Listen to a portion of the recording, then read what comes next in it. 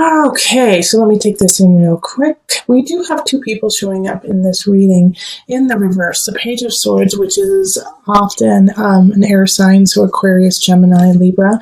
And then also the King of Cups, who is a water sign, so Cancer, Scorpio, Pisces energy, and they're both in the reverse and they're right next to each other. So I get this feeling like they may be working together against you, or they may be working together and you're like a third party to them. So it could be in relationship. You could be the person on the side and you don't know it, but more so, like the Page of Swords energy is young, is very young. So this could be a child, and then the King of Cups, an adult. So you could be seeing somebody who has a child, or it could be your partner if you have a child with them. But also I do see this dynamic at work where it's like you're working with someone maybe over a project you adore, or you are working with a project with two other people and they see eye to eye, but you don't see eye to eye with either of them. And the thing is they're in the reverse, so they're not working in their highest energy. They're actually working kind of in a conniving, deceitful way. Like the Page of Swords, might just call you names and be really immature and, be like, oh, are you a slowy slowpoke? Like that is what a 5-year-old would say. And we're working at a corporation. So, this Page of Swords you could find really annoying. And then the King of Cups energy could be really moody, could be emotionally all over the place, could be really like, oh, I love you, you were such a great person, and then flip on you the next minute and be like, why don't you care about me? You're never there for me, Yeah, the King of Cups, they're moody people. They're very, very moody, and the thing is a lot of times they don't see it and they don't get it that they're being moody because they're just kind of ebbing and flowing with the tides of their emotion. But the reason why these two are the first thing I focused on is just what is around them, what is around them here. We have Death, 3 of Pentacles reversed, the World, and 6 of Cups. And so you're going to have to make some decisions. You're going to have to make some decisions on how much influence they have in your life, how much influence they're going to have in your future, and if what they have to say really reflects who you are. Okay, 3 of Pentacles. They could be saying some really vicious things about you, about like your work, and they're not true. But are you going to take that in? Are you going to take that in as truth and then move on with that? Or are you going to put up a boundary, between you and these people who are not working in your best interest? And you have choices there because they're going to give you some chances to get out of that situation or to lessen your interaction with them. And it's going to be up to you to jump on that. Instead of, I do feel like some Sagittarius people are going to feel like they have something to prove, like they can handle these two. And so they're going to be like, no, I'm not stepping out. I'm going to, you Sagittarius, you guys are going to, try to puff up your feathers and be like, I'm not stepping down. But is this worth it? Because with the Death card here, it's like, that's not in your best interest. This is a Scorpio card. This is a Pluto card. Death being here is like, yeah, no, look a little deeper. Like, this is not what it's truly on the surface. Even though you're working with them and maybe you can make a lot of money, even a bonus or whatever, look underneath that and see it for the truth that this is just a little immature baby and that this is an overgrown baby. And if you put all your focus into this situation, then you're going to lose out on other people who are ready to exit your life if you don't show them some attention. Knight of Staffs. And this is a fellow fire sign. So Sagittarius, Leo, who am I missing? Sagittarius, Leo, Aries. Like there's somebody here who wants your attention, who's worthy of it. And so you need to step up into that and say, oh my gosh, you're awesome. I'm so sorry. I've been so sidetracked with some babies. And there's a future with them. There's a future with them and there's this connection. It's like you look in their eye and it's like zap, yep. It's passionate, it's energetic. You feel alive with them. And if you're in a really solid relationship, and so you're not even in this realm of looking for somebody, this is you. This is a Knight of Staves. This is you. Fire. Get out of that situation so you can start a new beginning. And you have to take those steps to get to your future, to get to the world. Which is like, this is the end and the beginning, 21.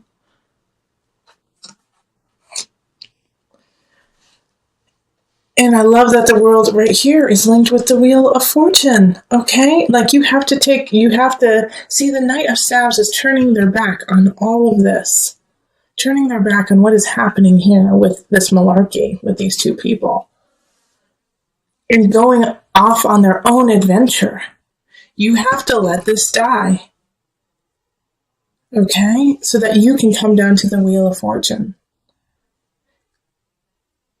So that you can come down to your Jupiter, your expansion. We also have the Three of Cups, and this is linked to the World and Wheel of Fortune, and also the Three of Pentacles, too.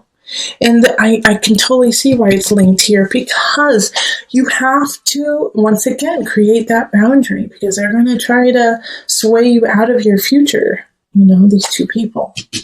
They're going to say, no, you can't do it. You're not worth it. You need us. You need us to be successful. And you can't take that in. You have to let that go in order to get to your joy and your Wheel of Fortune and your celebration.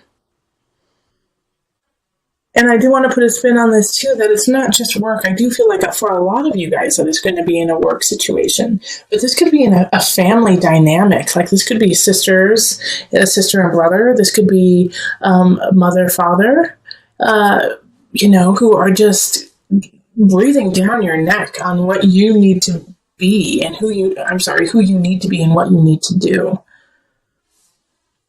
So just pay attention to if you start to feel smaller, if you start to feel like, well, I can't do it. No, I'm not good enough. Figure out, take stock in that and be like, where did that come from? Where did that self-doubt come from? Who seeded that within me? Bing, bing, bing, bing, bing. Page of Swords, King of Cups. This could be a spouse and a child, This could be your husband, wife, and your son or daughter. Not saying that they're bad and that you need to cut them out, but you do need to sometimes create boundaries even in the family setting so that they do not rule over your soul. Okay, so we're going to pull from the Mother Wisdom deck for some added guidance. Mountain Presence. The same cards keep popping up in the Mother Wisdom deck. I'm pretty sure another sign got this. Mountain. All right, let me read you just a tidbit from it. But stay strong like a mountain. And presence. This really speaks to also the collective reading of looking forward. Children live like the Buddha. For them, the present moment is the only moment. They embrace what life offers breath by breath. One moment a child may be awash in tears and the next chasing a butterfly. With each experience of the present, we too have the opportunity to be more fully alive. Where are you in the here and now? Are you worrying about a note that came home from your son, or have you escaped into a fantasy of another kind of life? If so, Mountain asks that you return to the present. Presence gives us a much-needed still point. Shifting seasons and fleeting lives circle Mountain's immovable mass. Her sure center serves as a world axis connecting the earthly plane to the heavenly realm. Around the world, mountains inspire worship and demand mindfulness. When you draw this card, let presence become your practice. The ascent of mountain's steep slope serves as a walking meditation. If you are not present, you will slip and fall. If you fixate on conquering the peak, you will miss the flowers along the trail. Cultivating an awareness of each step allows anxieties to drift away. By the time you reach the top, a rarefied silence will quell any lingering agitation. Poised between heaven and earth, this is the best place to fall in love with presence, your own divine beingness that exists only in the now. Okay, but we have the Queen of Pentacles, and they're, the center of the remainder of November. So this is an Earth sign, Virgo, Taurus, Capricorn energy. And since I picked this extra card, the gift, I really feel like they're a gift to you. They're going to kind of help you in connecting yourself to a new beginning, a financial wealth beginning, something that, could create a new future for you. But however, the only way that this is going to come in is if you don't stand idle with fear. Okay, the Nine of Swords is looking at fear, taking it, being right in front of it and dealing with it instead of standing frozen. Don't freeze up, unless you're planning, take time to plan. I love planning. I have a lot of Virgo. But the Nine of Swords is like you can't freeze in the face of fear. And the Queen of Pentacles, I think, may be offering you a situation, a new job, a new relationship that will lead to a plethora of abundance. But you have to take the first step. Nine of Swords.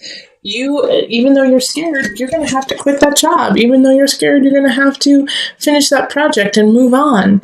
Ten of Swords it's an ending. There's something happening in career and work. And if you listen to my November reading for you, then you would have known that I focus a lot about work and relationships within the work environment. And so this is saying, it's time to let it go. Something's not working. You got to cut ties so that you can have this gift come in. And I know it's going to be hard because in relationship, there's some people who don't have your back, who are not like, okay, follow your heart, follow your dream, go for it. They're like, why the hell would you leave such a good job? You've got benefits. It's 9 to 5. It's easy to do. Why would you leave it? You're throwing away a good situation. And, there's always going to be somebody who's against you. There's always going to be somebody who's against what you believe and what you need to happen in your life.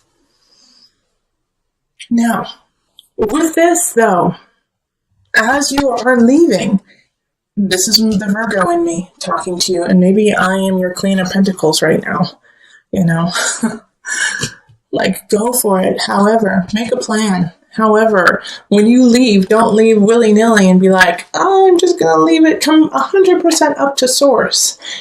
Source gave you a body. Source gave you a mind. Source gave you a heart and intellect. Use it. Okay? When people say, it does kind of drive me crazy when people are like, I'm just going to leave it up to God. If this is your life and God gave you this beautiful vessel and gave you this beautiful heart and this beautiful mind and this beautiful spirit, how dare you not use it? How dare you stand idly by and just be almost passive, be, I hate to say it, lazy? God didn't give you this vessel to sit around. God gave you this vessel to make a change, make a positive shift for you and around everyone around you. So don't slap God in the face by saying, I leave it to you. I'm not going to do anything. No, step up. Listen to your heart. I always say that. Listen to your spirit. Let God guide you into action. Okay, that is so important. That's why this gift is popping up. You have been given this gift of you, this gift of being. What are you going to do with it? Because you have a new beginning happening, but if you're too scared to look it in the face and actually take the first step forward, it will be taken away from you. All right, so let's call on the angel cards just to wrap it up and bring it all together. Archangel Michael. Yeah. All right. You're working very closely with this powerful archangel who's protecting and guiding you through this situation. You have guidance. You have protection. Go for it, Sagittarius.